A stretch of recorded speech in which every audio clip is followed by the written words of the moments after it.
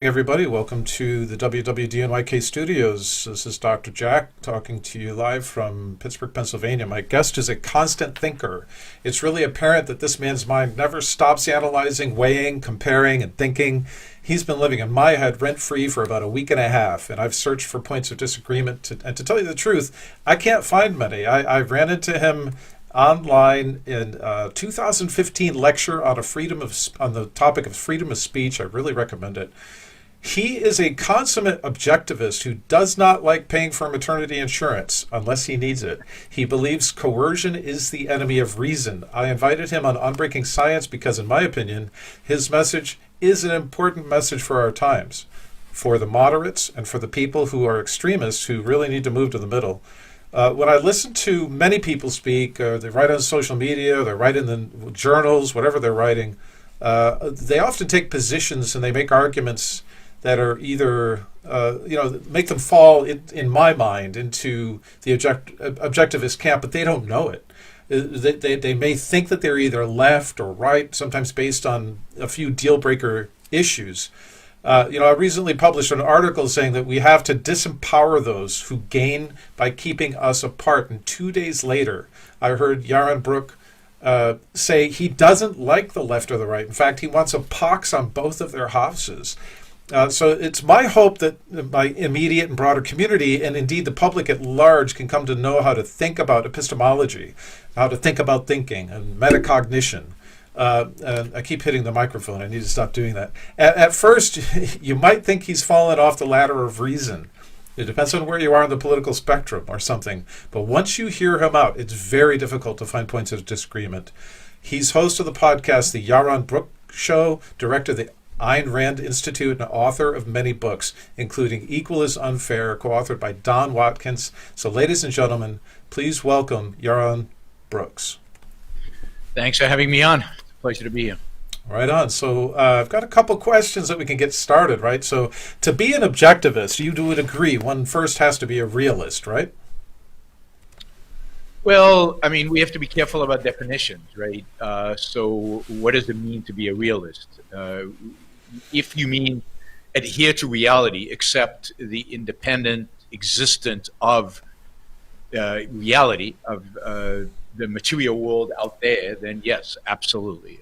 You have to be connected to facts, to reality. A is A. Things are what they are. Your wishes don't make it so. There is no meta consciousness out there manipulating things based on whim and desires. It is, reality is what it is, and we have the tool to know it, and that tool is our reason. Yeah, we're absolutely in a battle for a reality. I think it's like an existentialist. There's the constructivists that people think you can create realities, and then there's the empiricists who, we go out and we discover reality. Certainly, you can make your own reality. That's not what I'm saying. But if they're on this metacognition thing, you've said a couple of times. I've heard you say that. There is no collective consciousness, and one of the things that I want to get to you, get with you on this here is social media has changed everything. There seems to me an emergence of a new. I won't use the word collective consciousness because I don't think we have a vocabulary term for it, but there's a new intelligentsia by which people can become aware through the collective awareness, and I don't mean this in a mystical sense, but the collective perception of facts, trends, figures, things happening, events. Would that be a collective consciousness? Simply because it's not inside the brain of the human being? Can't we have a physical consciousness that's beyond humans? Well, but then it's not consciousness, right? Only individuals can have consciousness. Consciousness is awareness. It's awareness of reality. It's awareness of what's outside of us, and to some extent, awareness of our own, our introspection, our own processes. So you can't have a collective consciousness any more than you can have a collective stomach, any more than somebody else can eat for you, nobody else can think for you. And I don't think that social media is completely different than anything else. I think what social media does is it magnifies existing processes and existing realities. We've had madness of crowds forever. television was blamed for every social ill possible when it was first launched, in late in the 50s and 60s. You remember the movie Network? I don't know if you ever saw the movie Network, where television, wild everybody up, this television host. So social media is just a faster, shallower means of communication that creates more hype and creates more madnesses of crowds, faster and quicker and bigger, because now we have 8 billion people on the planet connected as compared to in the past when networks were much smaller. But it's not a change in kind, it's a change in magnitude and speed rather than in kind. No, it's still your responsibility as an individual to do your own thinking. It's still your responsibility as an individual to use your senses and your mind to observe reality and understand what's true or not. And it's still your responsibility as an individual to control your emotions and not get caught up in madnesses of crowd. But, we've had lynch mobs. We've had all kinds of mobs in human history going back to the killing of Socrates, and I'm sure thousands of years before that. And, people get emotional. People do stupid things when they get emotional. They get carried away. They don't think. They let other people do the thinking for them. Yeah. This is how authoritarians come to power. And, of course, many authoritarians come to power under the assumption that their consciousness can create reality, and it can't. You can't actually create your own reality. What you can do is reshape existing reality in your image. You can take the material that is out there and reshape it, reconstruct it, and in that sense change the world. But you're not changing the fundamental essence of the laws of physics and the laws of existence. So I think you have me almost convinced, because if we ever construct an artificial AI that develops consciousness, it won't be human consciousness, right? So if we talk about consciousness in a way that we've developed something and it's undeniably conscious. Well, the question is, can we orient society, does society sometimes self-assemble in a way where all the nodes are in place, where there's a general awareness that would not be possible or achievable with the individual node? So I think there's some room for debate there, but I love the idea that individuals are still responsible as a desire. That mob madness that you said, it's interesting, right? You said mob madness, so that would mean that there is some kind of an emergence of madness that wouldn't exist with individuals. I'm not saying that groups don't have an impact on the individual. But at the end of the day, the madness is the madness of an individual who is part of a mob. But it's of the individual. You choose to be part of a mob or not to be part of a mob. You choose to let your emotions carry you away, but it's your emotions.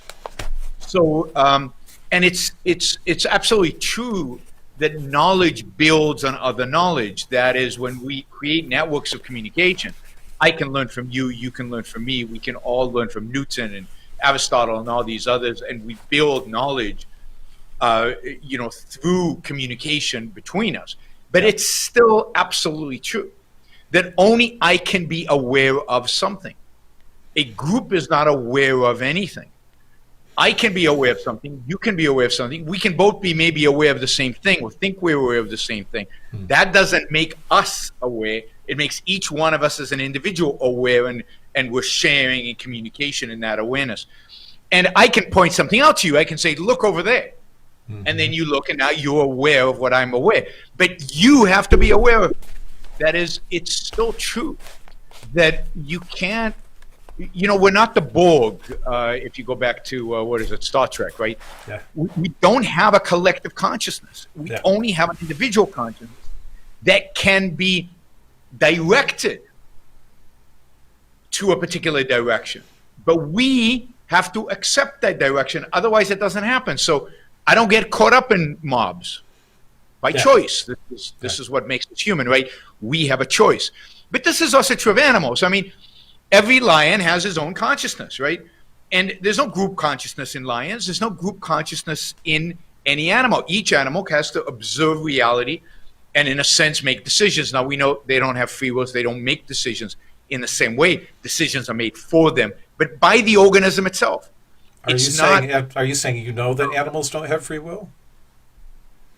I suspect that animals do not have free will. I suspect that human beings, the great evolutionary leap that are human beings is our capacity to reason, which means our capacity to think, which means free will. I don't think you can have thinking without free will. So evolution basically said, but evolution doesn't say. But evolution of the leap was, instead of having to program us with the data for every single occurrence, the programming is leaving us free to self-program. Yeah. That is what evolution allows us to do, is self-program. Given a certain base that of biology, we get to make choices. We get to think for ourselves. I don't think other animals can do that, and if they can only do it in a very, very, very narrow scope. Whereas for human beings, that scope is wide, very wide. Okay, so the people that study the pack hunting behavior of wolves have noticed that there seems to be decision making that is about, this part of these 3 wolves will go that way, those 7 wolves will go this way, and we have no idea how they make that decision. Social animals who hunt tend to be far more along the lines of appearing to exhibit symptoms of free will, if you will. I totally believe in free will. I just want to let you know where I come from as an evolutionary biologist, and it's not through evolution that I believe in free will. It's simply through empirical observation. The end game test, the ultimate empirical test of free will to me is, if somebody's challenging me to do something to prove that free will does not exist, all I have to do is the opposite. Right. So whatever the scenario is, to prove if you truly have free will, there's no human being on the planet that can put me in any scenario. And I have a funny story where I was challenged when I was an undergraduate as a psychology course I was taking. And this professor was trying to teach me and the rest of the class about operant conditioning. And he said, I can motivate any student in this class to do something right now. There's not anyone who can challenge me that tells me that you don't have free will. Or that you have free will. And I said, okay, I've raised my hand, of course. And he said, if you leave this class right now, I'll give you an A on the next test. So, all right, I got up, I walked out of the classroom, I stood out there for about 2 minutes, and I went back in the classroom and sat down. Right? So this to me, he didn't give me the A, but this to me was, and that's a demerit on his part. This to me was the kind of in-your-face test of free will. There's another example of a neighbor of mine who was actually in a cave prison in Nazi Germany. It was dark. I call it a cave because it was cold and damp and dark. And she described it as having so many layers of paint on the walls, different colors, that to brighten up the room, she told me that she licked the paint away to make patterns and murals. And there was a young German Nazi soldier who was about 20, 21 or something, that was out there guarding her, and she stood in front of this, came to the front of the cell and started crying and weeping, and he turned around and he said, shut up, old lady. You're right where we want you. You're never going to get out of here. It's over for you. There's no point in crying for yourself. And she said, I'm not crying for me. I'm crying for you. You're a 21-year-old kid, and you have to stand here guarding a cell of a little lady like me. She was probably in her 30s or whatever. She was probably young in there those days. Yeah. And the lesson there is that he thought he had control. They thought that they had constructed a reality, but her perception overruled, and that is where the free will comes from. We can overrule our base. Is that what you're saying? Well, I think that fundamentally free will is the choice to engage or not, the choice to focus or not, the choice to think or not. To be or not to be really is to think or not to think, and to think or not to think is to engage, to actually do the thinking, to focus your mind, to bring it into focus. We all know you wake up, you're kind of groggy and you're kind of unfocused, and some people stay that way the whole day. They never actually focus on anything, and the challenge as human beings is how to stay in focus and how to use our mind consistently and consciously.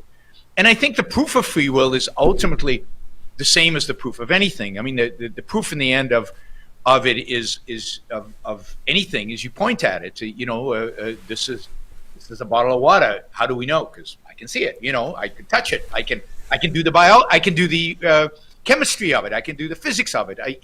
My senses provide me the evidence. Well, introspection is how we know we have free will. You know that you could have stayed in that class. One test of the professor is, no, I'm not going to leave the class because I don't want to get an unearned A. That's why I smile. That's why I laugh about it, because if I had whatever I chose, it was my choice, of course. Yeah, exactly. Yeah, he just didn't. You can introspect and know that any one of those options are available to you and that you chose it. And that is the fundamental proof. In that sense, it's a foundation for all knowledge, and it's an axiomatic concept. We start with the premise that is directly observable, that we engage in choices among options, and that we engage in it, that it's not just done automatically for us. Totally it's a choice, including structuring our economy, structuring our society. It's all can be done consciously and awareness, and it could be done collectively or it could be done by powerful individuals. So I wanted to talk with you and ask you about inequality and economics. So I've heard you define and talk about the mixed economy. So can you talk about inequality, economics, the mixed economy, and why are you persevering on those concepts? Well, that's like a 7-hour talk, but yeah. Right. So what is a mixed economy? A mixed economy is a mixture of freedom and coercion. So I view the spectrum, if you will, as on one side freedom and the other side coercion. That is, you will, the economic spectrum, the political spectrum, the social spectrum with which we live. Freedom means no coercion, no force, no authority telling me what to do. And as long as I don't use coercion against you, as long as I don't commit fraud against you, it's nobody's business. You leave me alone. Yeah, but you don't mean anarchy. You don't mean anarchy. I don't mean anarchy, because you need a government to figure out whether I used force against you or not, right? And to mitigate that force if I do use force. So a government that's limited to protecting us from the use of force. Yeah. That to me is freedom. Coercion is communism, fascism, Nazism, all of those, where basically you live by permission. Everything is coerced. Everything is dictated by authority. We live in a society that's in the middle. That is, much of what we do on a day-to-day basis, we think we do freely without being coerced. But the fact is, there's coercion all around us. Whether it's the fact that when we go and open a bank account, the 1,000,001 forms that we have to fill are dictated by government regulation, by government force. The bank is not free to engage with us on our terms, but based on government terms. When you go, right now with COVID, if you want a vaccine, you can't get a vaccine. It doesn't matter how much money you have. You can't get a vaccine unless you abide by the authoritarian dictates, by the coerced dictates of some mindless bureaucrats in Washington, D.C., who are basically, I would argue, responsible for the deaths of hundreds of thousands of Americans at this point, because of how they are regulating and controlling coercion vis-a-vis the vaccine, let's say, or testing, or a whole variety of other things. You can't get, for example, there's a company in Boston that will sell me a kit where I can test myself every day at home, right, with saliva, whether I'm in, whether I've got a load of COVID virus that is infectious or not, right? I can't buy it from that company. I will go and offer them $1 million. They cannot sell it to me because there's coercion, there's force, there's regulation, there's controls of the FDA saying you can't sell that no matter who wants to buy it. And it goes the both ways as well. So I just want to jump in here because it was April or February or April. I was calling for private in-home testing.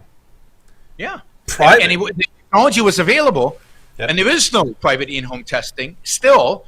It's cheap and truly in-home and reliable because a government, because an authority, because somebody who uses a gun prevented it from happening. If that Boston company sells me their in-home kit, they would go to jail, and potentially I would go to jail. There was force here. So this is a mixed economy where Yeah, I can do a lot of things without asking for permission, but it turns out that there's a lot of things that somebody engaging with me and I need to ask permission for in order to execute. So that's a mixed economy. A mixed economy is an economy where we're taxed, regulated, controlled by a government, but we still have the semblance, at least, of some freedom. And you could move along the mixed economy more towards freedom or more towards authoritarianism. And my ideal is that we move to a position where we're 100% free. We're free of all government controls, regulations, and all the dictates of government and dictates of our neighbors. Everybody says to me, but government, we are the government. No, we're not a government, right? If you didn't vote for the party in the majority, it's not your government necessarily, right? They're not doing what you want. Plus, when I do vote, they don't ask me what to do. They go on and do whatever they want to do. So it's not our government. And even if it was, it's a government where the majority is dictating to the minority. The majority is violating the rights of the minority. So capitalism is a system. Capitalism is freedom. Capitalism is a system where the government's job is to protect individual rights, period. Protect our freedom, period. And everything else is different forms of statism. We're on the way to authoritarianism in some kind of mixed economy, but authoritarianism is right there around the corner. So that was one question you asked. I think this is crucial, right? Why do I talk about it all the time? Because it's about freedom. It's if we're going to talk about politics, it's the only important question to ask. Are we less free? Are we more free? Is this bill that they're proposing going to lead to more freedom or less freedom? Is this action of the president going to lead us to more freedom or less freedom? What else is there? Everything else is nonsense. And the problem is nobody talks about freedom anymore. Not on the right and not on the left. And that's why, by the way, you started out with me rejecting both right and left, because I view today both right and left as being either mixed or authoritarian. Both. I'm neither one of those. I'm not mixed. I'm not in the center because I don't know what the center is between these two authoritarian poles. Exactly. I'm in a different dimension. I'm in a completely different dimension. I'm in a dimension of capitalism, individualism, in a dimension of freedom. And until we start thinking of politics in terms of individualism over here, collectivism over here, in other words, authoritarianism. Yeah, you nailed it. That was my next question, because people on the left always think that Ayn Rand was far right. They describe her as far right because they think everybody that's not liberal must be far right. They only see one dimension. As I read her, she's far more about individual rights versus collectivism rather than liberal versus conservative. So I'm glad that you nailed that. That was fantastic. She denounced the conservatives and she denounced the left. She denounced both right and left in her time. There's an old sense in which right meant individual rights, freedom. But that's gone. Trump laid that one to rest. There is no relationship between the right and individual rights. And conservatives have laid that to rest because they're not advocates of individual rights, certainly not on social issues, for example.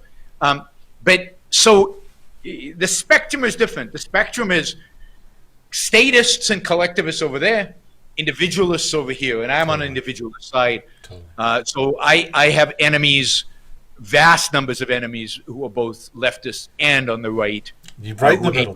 Each one accused me of being on the other side. That's exactly where I am, right? And so, people tend to forget. You mentioned that Trump proved that there's no individual rights that are protected by the right. Well, he came in as a Democrat running for president and then switched parties. So if he is not the right. I mean, people are going to hate me for this because I know there are people that love what he said that he stood up for.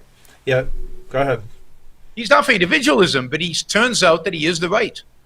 If the right is associated with the Republican Party, is the right associated with religion and Americans who stand for particular ideas, they say they're for the Constitution, even though they have no idea what it means, then he is the right. He had 75 million people who self-identify as being on the right voted for Donald Trump. So he is the right. That's why I reject both right and left, because I reject both Joe Biden and Donald Trump and Hillary Clinton and George Bush and all of them going back about 100 years. I mean, the last president I liked was Calvin Coolidge.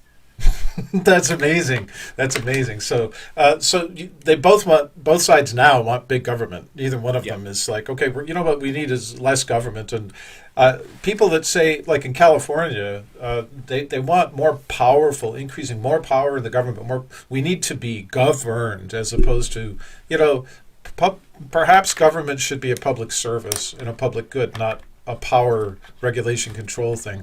So I get all that, but what happens, you know, I know you're all for deregulation. Corporations should be free, disband regulatory agencies, don't proliferate them. You don't want to, you want to limit the government's ability to control business, but you don't want to just limit it, you want to abolish it. You think that there shouldn't be just a limit. So I was very happy to hear you call for the end to the Department of Health and Human Services. All right. But what about right now? How do we talk about it, Yaron, when there's deregulation to the point where there's regulatory capture, when the corporations become so powerful and they figured out and they game the system that they send their people in where, you know, the EPA, CDC, et cetera. And I have a very specific, very pointed question, which is, I think about it this way: the income of government is limited by taxation, or it should be, right? Some of these regulatory agencies have not-for-profits, like the NIH and the CDC. Well, they print money, right? and the government can print money. Remember, so Right. it's not limited to taxation in the conventional sense. They can Well, print money. whatever. Let's think about the big bowl of money that's printed. So the government's access to that, right, is theoretically limited by taxation, in contrast to the income of corporations, which is theoretically limited by market availability of revenue Sure. demand. So when they capture a regulatory agency, the risk then becomes that they can do coerced consumption, Yeah. such as I agree. So isn't the solution to that get rid of the regulatory agency and there's nothing to capture? I mean, that's the solution. Yeah. So as long as government intervenes in business, business will intervene in government. Yeah. Because government is a gun forcing business to behave in a particular way. So I'll give you an example. There's a number of them, but I'll give you one example. Government for the last 5 years has been making noises about Facebook. They want to regulate Facebook. They want to control Facebook. They don't like what Facebook's doing on privacy, on speech, on the way it runs its business. It's a monopoly. It's whatever. So they bring Zuckerberg in time after time, and these ignorant buffoons who we call senators and congressmen, I apologize, but it's infuriating, sit there and shake their finger at one of the great entrepreneurs in American history who's created billions and billions of dollars of wealth and has improved most of our lives, those of us who use Facebook rationally, let's put it that way. And they accuse him of all kinds of stuff. What's he supposed to do? Is he supposed to just sit on his hands and wait for the government to come and tell him how he should run his business, which is going to happen? They've already filed an antitrust lawsuit against him, right?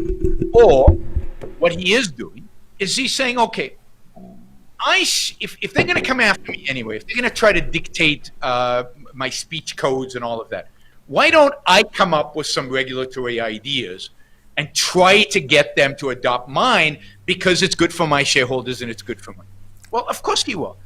So, but the only way to stop that, and I don't blame him 1 second for that because he's acting in self-defense, but the only way to stop that is basically, I mean, I don't know why Congress should ever invite a businessman in front of them unless there's an accusation of fraud on the table, which for some bizarre reason the FBI or the authorities can't deal with.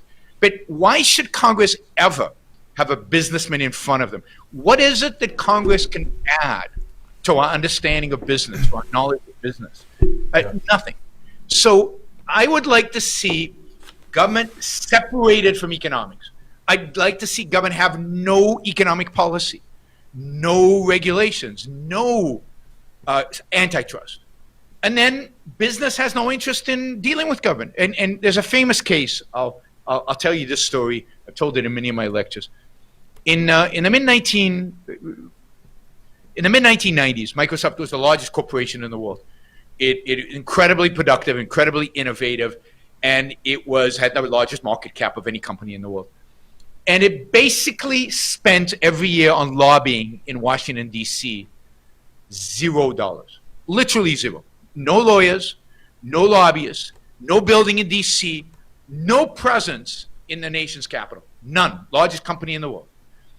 And Orrin Hatch, who at the is still a senator, Republican, by the way, from Utah, brought them in front of some committee. And he brought the Microsoft executives. And they were, they were accused of all kinds of things, being a monopoly, being all kinds of things. And at some point, Orrin Hatch stood up.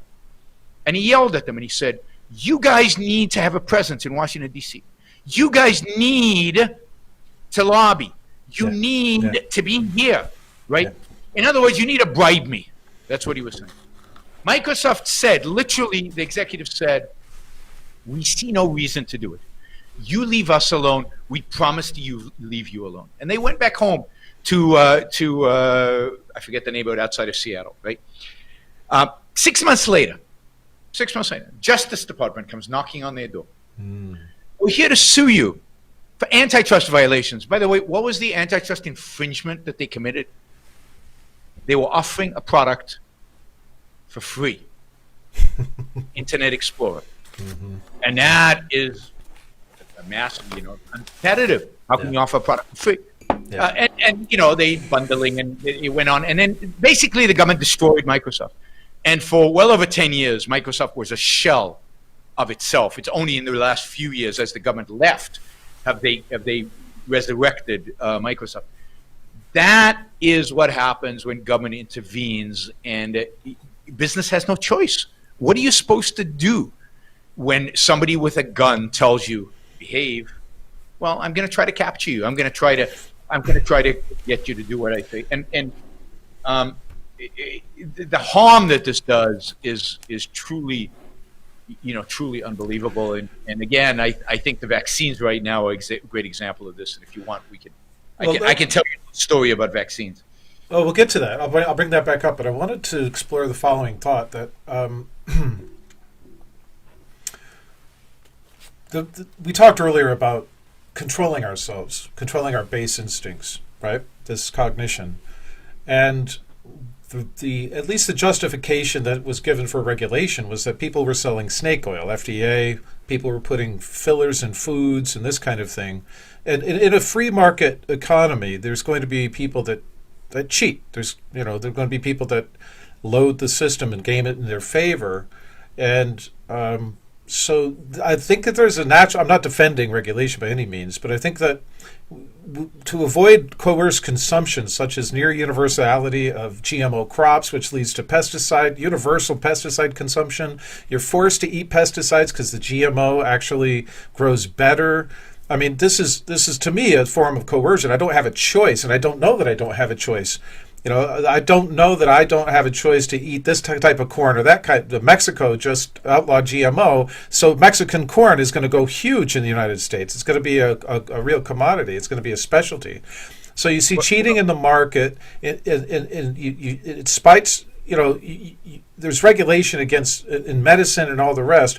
But when corporates take over government and they do things like make a liability-free vaccine program where you can't sue them for any damages to vaccines, and they have no incentive to fix their product. They've short-circuited that natural cycle. That just reinforces my point. I mean, if you don't, why is the government involved in vaccines? If the government had zero involvement in vaccines, it wouldn't give them a liability free, and then you'd have a free market in vaccines, and I'll get to that in a minute. Yeah. But I mean, it's ridiculous. What you're saying about GMO is just untrue. First of all, I'm a huge fan of GMO. I love GMOs. I love genetic engineering of all kinds. I think it's the future, and I can't wait until they are able to actually, improve us, not just the food that we eat. But beyond that, let's imagine a free market where Monsanto. Wait. You said they can improve us. Who's they? Well, whoever innovates and discovers the ways to modify the human genome. I mean, and they will offer it as a product, and we will make choices about what we want to do with that. But the point is that, and if they can eradicate diseases that way, and they can eradicate our inclination to cancer that way, and if you eradicate all kinds of things that way, I think that's phenomenal. But take GMO. So assume that Monsanto is doing this GMO stuff and this. Now, is there anybody who has an incentive to educate you about, let's say GMO is bad, which I don't buy the premise, but let's say it is. It's not the anybody, GMOs, it's the pesticides, but go ahead. But okay, so pesticides. Let's assume the pesticides are bad. And who has an incentive to educate you about and there's no FDA, as if the FDA educates you about anything, but there's no FDA, there's no government. Who then has an incentive to educate you about non-pesticide grown food? Well, the organic farmers. And organic farmers might want to create a union so they can leverage size in order to do a marketing campaign. And they might go to John Mackey and say, hey, you own Whole Foods. How about we do seminars at Whole Foods about the value of, and would you fund maybe a journal or maybe a newspaper article once a month where we tell the people about the beauty of organic? I mean, that's a free market. A free market is where we let ideas out there. I am less concerned about pesticides, let's say, than maybe you are. And maybe I'm wrong. Maybe you're right. You know, that's a scientific discussion, right? Right. I are less concerned about pesticide, prefer the cheap pesticide-filled food. You are willing to pay a premium for organic food. And the market segments like that based on information that's provided by the different vendors who are trying to. Yes. Now, is there going to be fraud in the market? Of course. Is there fraud today? Of course. The difference is this. The fraud today is done on a much grander scale because the primary fraud that is committed today is committed by the government. So I don't know how familiar you are with the food pyramid. There's a food pyramid that the government releases telling us what food is healthy and what food is not. Right. And for the last 40 years, they've told us that saturated fat from meat is like poison and a disaster. So avoid fat and eat lots of grains. Grains are great. Fat is bad. Which has caused potentially, I mean, this is again a scientific question, but one side would argue that it has caused the obesity crisis that we have today in America. That actually, if you eat good saturated fat, it's good for you. It fills you up. You eat less. Carbohydrates turn into sugar and cause diabetes, which leads to all kinds of problems. But that's fraud on a huge scale, in a sense. That's I couldn't where agree more. Yeah. Get competition. You'd have different dietitians presenting different offerings, and we as individuals would be using our minds rather than letting somebody else, some bureaucrat, use his mind in replacing ours. And we'd each make decisions about what we think appropriate diet is. Some of us would be mistaken. So there's always fraud. I give you one other example from a market that I'm familiar with, finance, right? Bernie Madoff, you remember Bernie Madoff? Of course, yeah. Largest pyramid scheme in history. Yep. Well, Bernie Madoff did it under the nose of the SEC, under the nose of probably a dozen different regulatory agencies. The SEC was told about Bernie Madoff's pyramid scheme by another hedge fund who sent them a thick report about what Bernie Madoff was doing or not doing. 3 times. They actually sent investigators into Bernie Madoff's offices, and they thought he was clean. And yet, so the market, this hedge fund, had identified the fraud that Bernie Madoff had committed. SEC couldn't. And it took one of his sons to actually go to SEC and tell them before the SEC brought him to justice. So I think the markets are far better at catching fraudsters. But if the SEC has any job, it should be to catch fraudsters. Yeah. So I'm fine with the government devoting resources to catching people who commit fraud, who sell snake oil, who sell tests that don't actually test, or sell vaccines that don't actually vaccinate. So that's incredible. So I've actually found a spot where you said that some regulation is... No, but this is not regulation. This is fraud. Laws against fraud have existed since the beginning of common law, certainly for 1,000 years. You don't need massive government systems for that. It's not a preemptive law. It doesn't say you can't distribute a vaccine. It says once you distribute a vaccine, if we discover that you have lied in its distribution, then we could sue you for fraud. That's a completely different system than what we have today. And it's not regulation, it's not intervention. This is basic law to protect individual rights. You don't have a right to defraud another human being.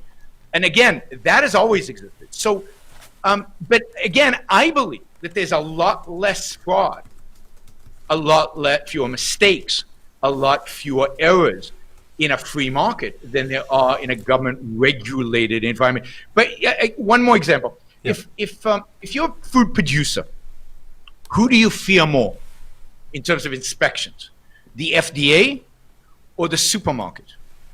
Because supermarkets send their own private inspectors into food processing plants and into farms. If you're a big food producer, you're not going to be afraid of the FDA because you own the FDA. That's the problem. And you can always bribe the FDA guy. I mean, how much does he make? But if he gets it wrong, would he lose his job? No.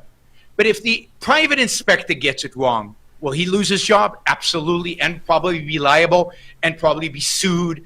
And he's got huge capital involved. So imagine if the FDA was private and there were multiple FDAs and they competed with one another. Nice. To provide information and guidance to the marketplace. Imagine if those regulatory agencies that are needed in order to provide information to consumers were private. You know why when you plug an electronic into the wall, it doesn't blow up and kill you? Well, partially because it turns out that manufacturers have figured out that it's not a good idea to kill their own customers. So that's one strong incentive. But second, there is a private entity that actually certifies all electric products. Not a government, private entity.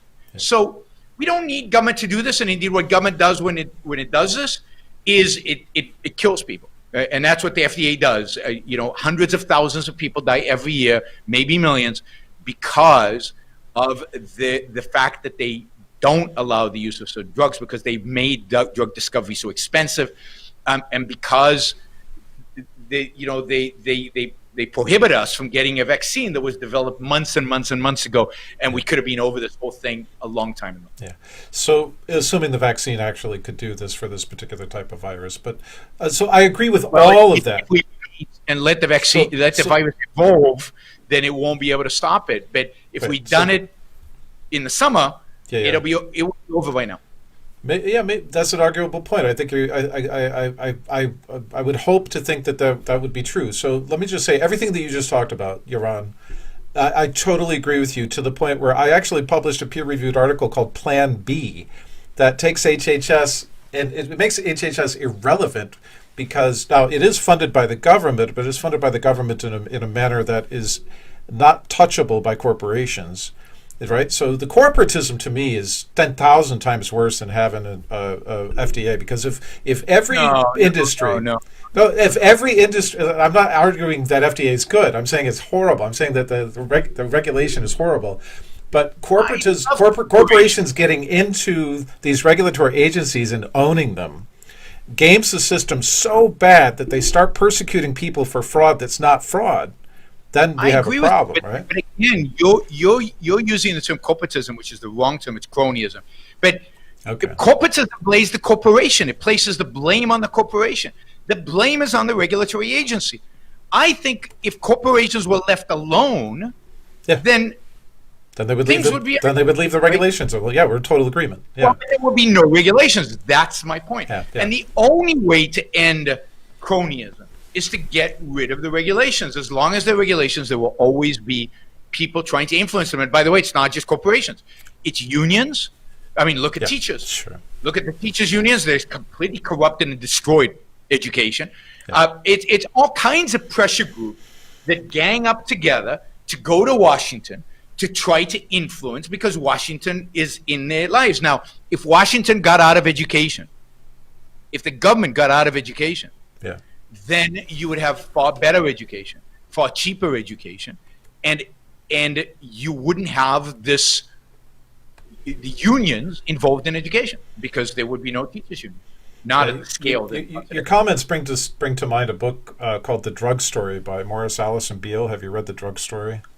No, I haven't. That's a definite recommendation. What we see here is a history where corporations banded together to say, all right, we're going to have regulation. It's coming. What are we going to do about it?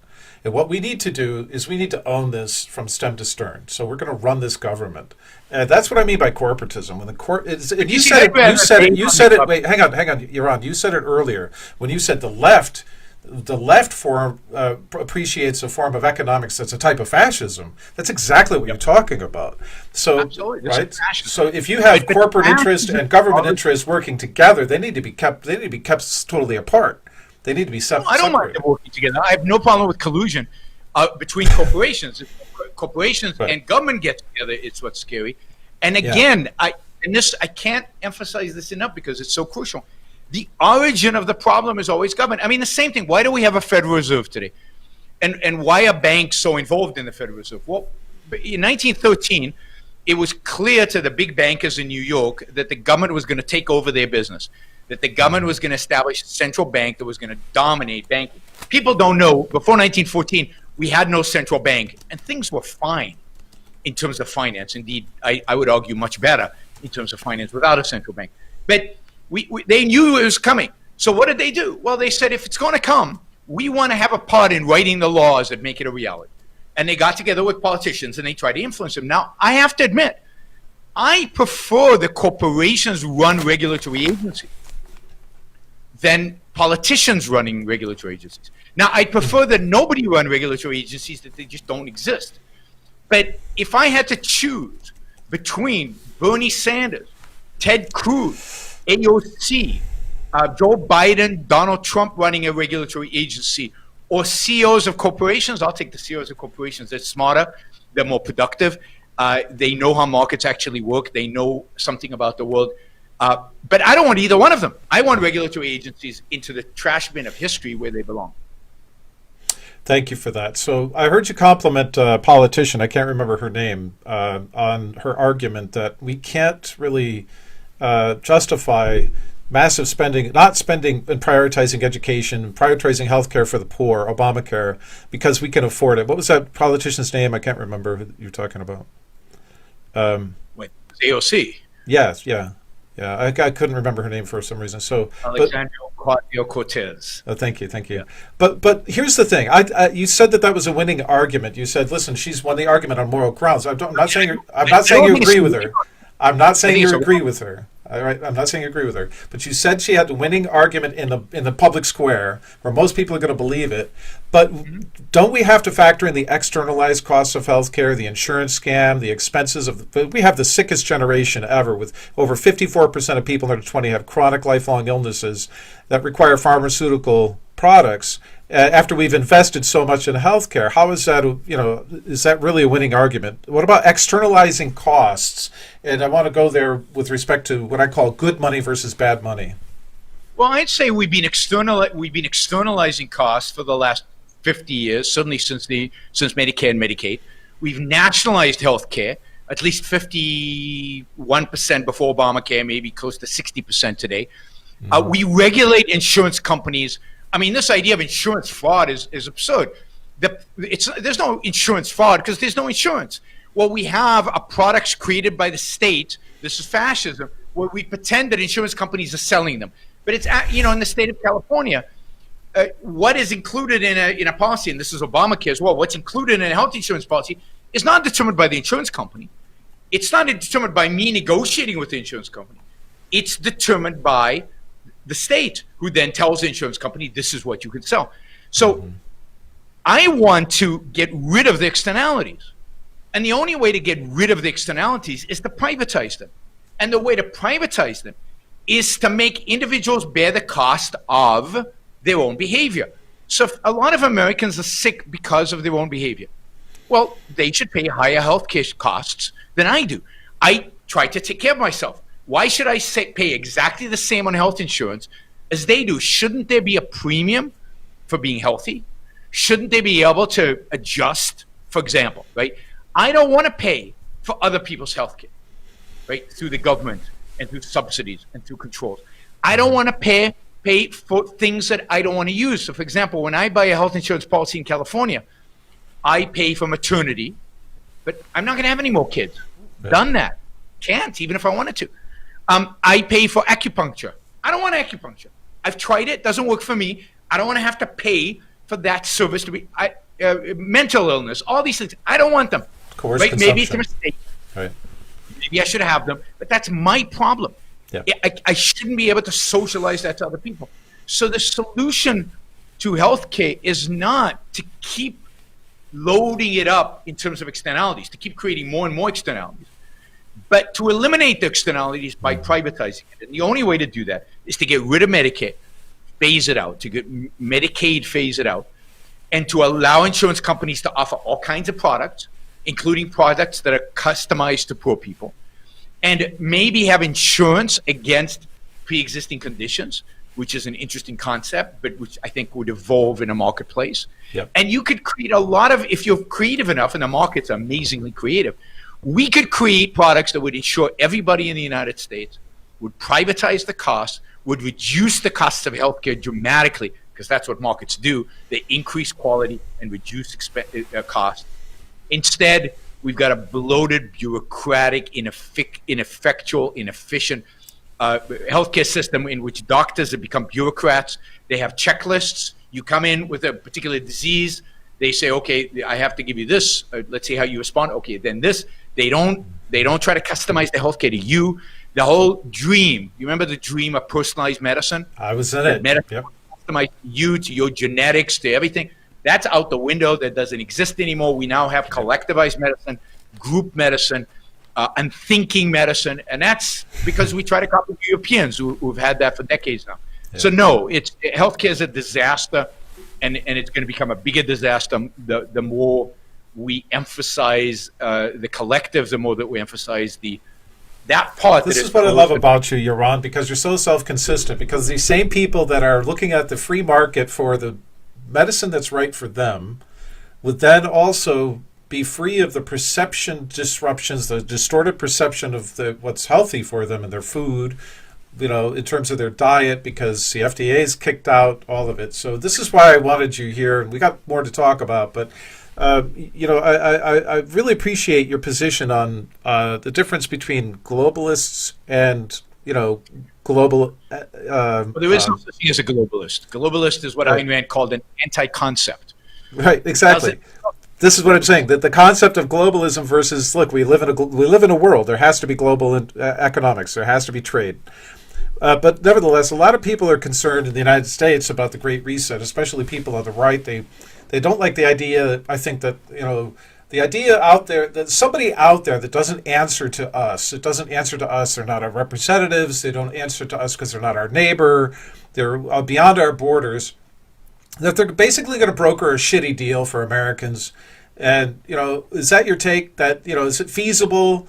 Is it even feasible to do what Klaus is talking about, a future where we own nothing and everybody's happy about that?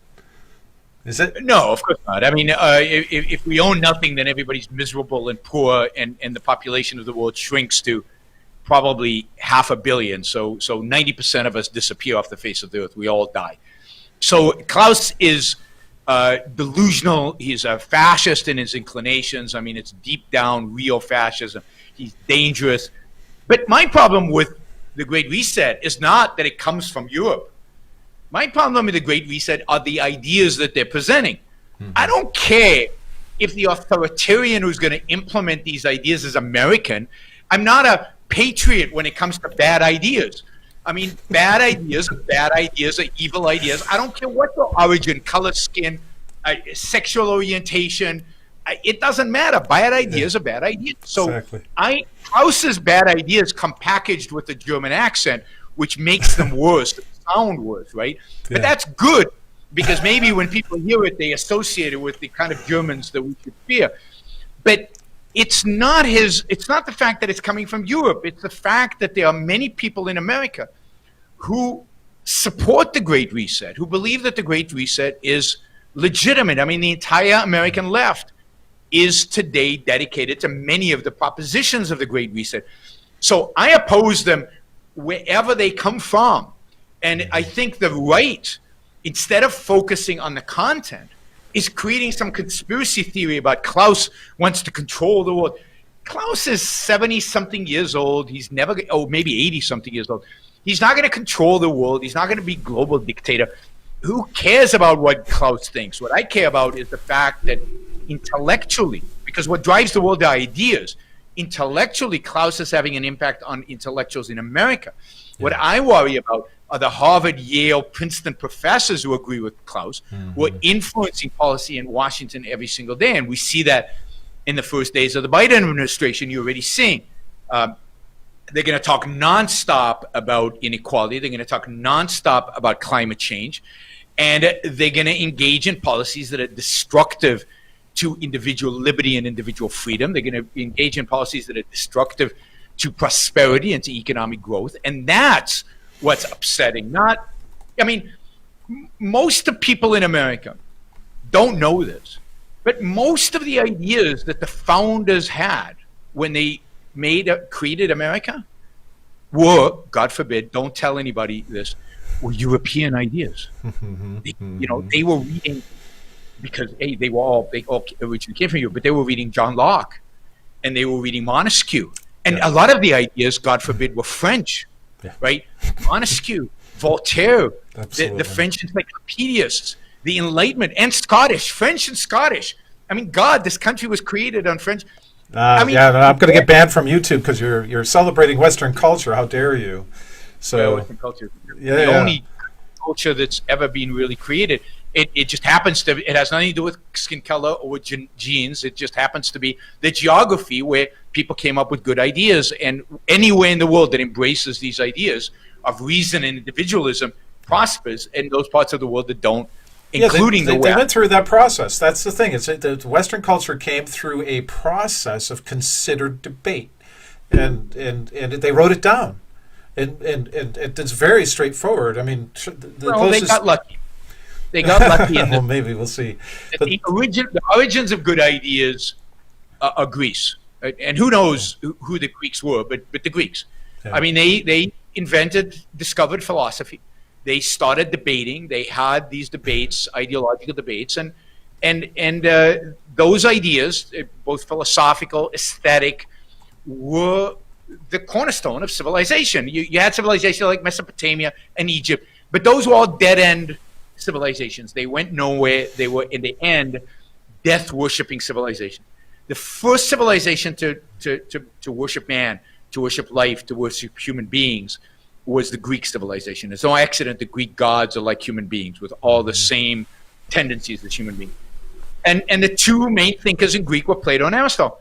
And that influenced Rome, and it allowed Rome to thrive. And when Rome fell, I would argue primarily because they abandoned many of the Greek ideas, embraced hedonism and Christianity. When Rome fell, those ideas disappeared, and we went into a dark ages, which was dark, until those ideas were rediscovered by Thomas Aquinas and others that brought them into the Catholic Church and resurrected. And that's why we have something called the Renaissance. The Renaissance is the rebirth of civilization. The rebirth of which civilization? A renaissance of what? Of Greece. Yeah. That's what they discovered. They discovered Greek art and Greek writings and Greek philosophy, and that led to the scientific revolution, to the Enlightenment, and to the creation of America. But the Arabs, for example, just as an aside, the Arabs discovered Greece before the Christians did. They discovered Greece in around 900 AD. And they had a thriving civilization for 200-300 years. They were into medicine and science, and they did amazing things. And then they decided to abandon Greece.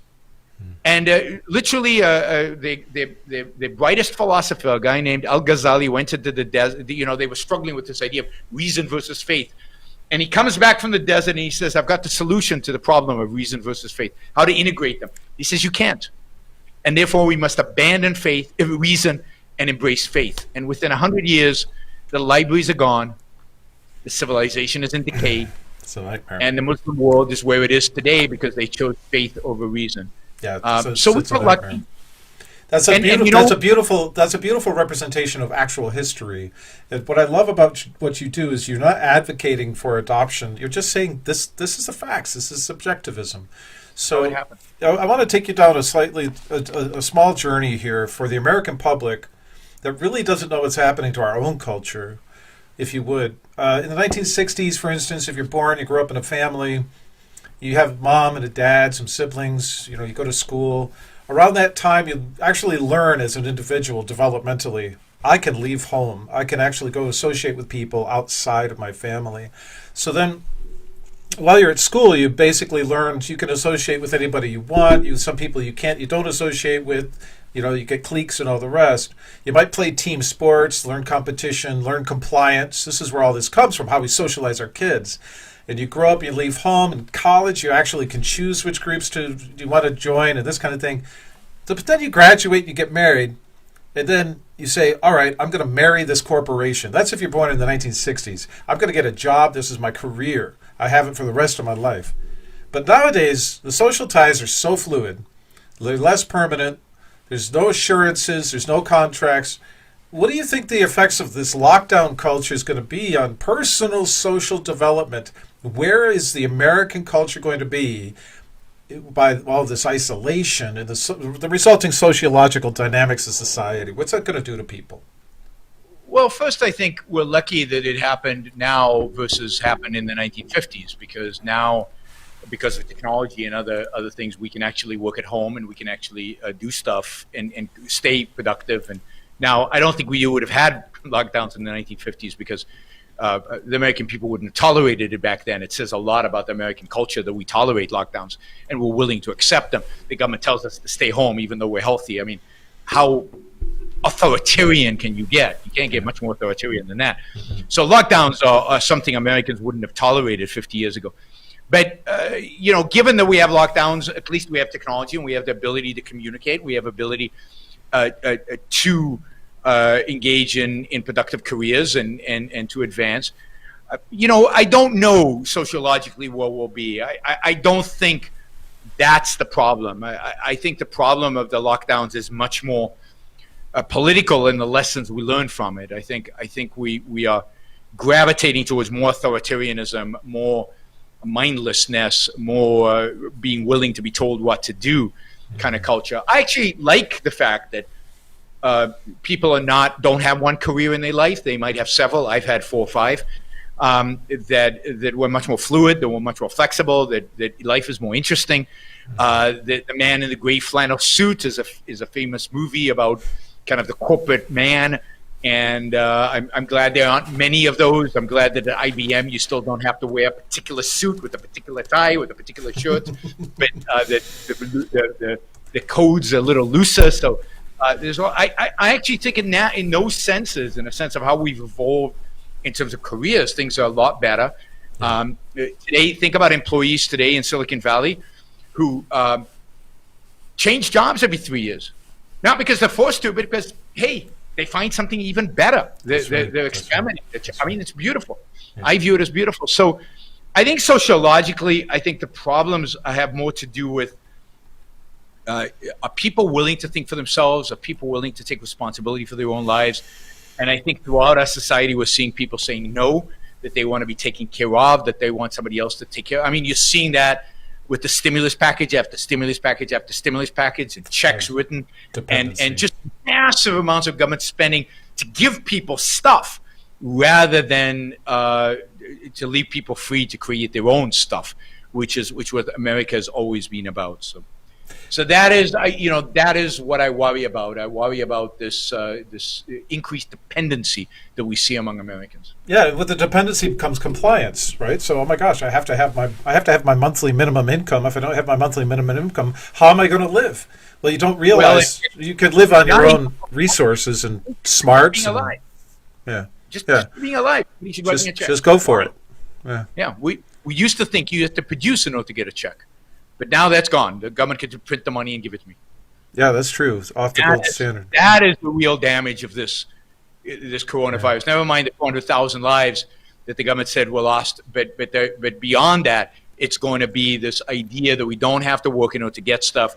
We're compliant. The government tells us to wear a mask when we're at the beach. We wear a mask at the beach. The government tells us to wear a mask while we're running outdoors. We wear a mask while we're running outdoors. The government says just stay home, don't go anywhere. We just stay home. We don't go anywhere. Yeah, exactly. Americans used to be the people of don't tread on me, exactly. of defiance, of individualism. That is what we've lost during COVID. I couldn't agree. The gift from the government is your compliance, and looking at kids and young adults today with what's happening politically. I was shocked at how quickly things got so bad because people are so pent up. They have all this pent up rage about loss of control of their life because of coronavirus, and they're just scapegoating the other party. So these young, right? I think that's really happening. What people are learning is that power affords you a double standard. If you're in power, you're right. Might makes right, and but it's all about power, and of course that is a consequence of government controlling so many aspects of our life because they are power. So everything is politicized now. Everything is about political power, and the battle is not about creating products. It's not about producing. It's not about building. It's about controlling. I unfortunately am. No, it's all good. I wanted to give you time if you had to get to your vaccine story, and then we're out. Well, I mean, I'll do this quick because I have another meeting that just started. Okay. I'll just say, I don't know how many of the listeners know this, but the Moderna vaccine for COVID was worked out in mid-January of last year, 2 days after the Chinese released the genome of the virus. Released it unofficially because the guy who released it was then barred from his own lab because the Chinese government didn't want to do it. But that's a whole other story about China. But the genome of the vaccine was released in mid-January by a Chinese researcher. Moderna, within a weekend, had developed a vaccine, sent it off to its manufacturing plant. By, I think it was late April, early May, they had vaccines ready to go. Yeah. Then they had to abide by FDA regulations, which had to extend us all the way. And then in November, so we could have been vaccinated in May, right? And now I wouldn't have vaccinated everybody. I would have said, look, this is an untested vaccine. We don't know what the side effects are going to be exactly. It's safe. We did phase 1 trials, and it looks like it's safe, but we haven't done this on mass numbers of people. But if you want to, you can be a guinea pig. You can come in and you do it, and there's a contract, and maybe the contract is where you get the exclusion for liability. And my guess is the thousands, maybe millions of people would have been vaccinated. We would have had a mass test. We would have seen if it works. We would have seen if there were side effects on large numbers of people, right? Maybe some people, maybe a bad vaccine would have been there, and some people would have got real bad side effects. Maybe a few would have died. But, the alternative is, how many people have died since then from COVID? Again, Yeah, part of the mix there, I know you got to run, but part of the mix there is that CDC botched their test in April. Yes, I didn't even get to that, to the botched CDC test. All right, well, listen, they didn't let the private sector develop a test. All of this is just justification for why government should be hands off. Listen, people, if you don't agree with Yaron Brook so far, find his channel on YouTube. You have another podcast coming up that you're going to launch soon. What's that? What's the name of that new podcast?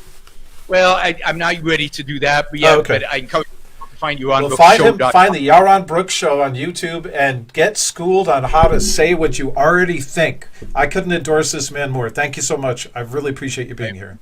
It was fun. Thank you. Yeah, thanks. Bye. Bye.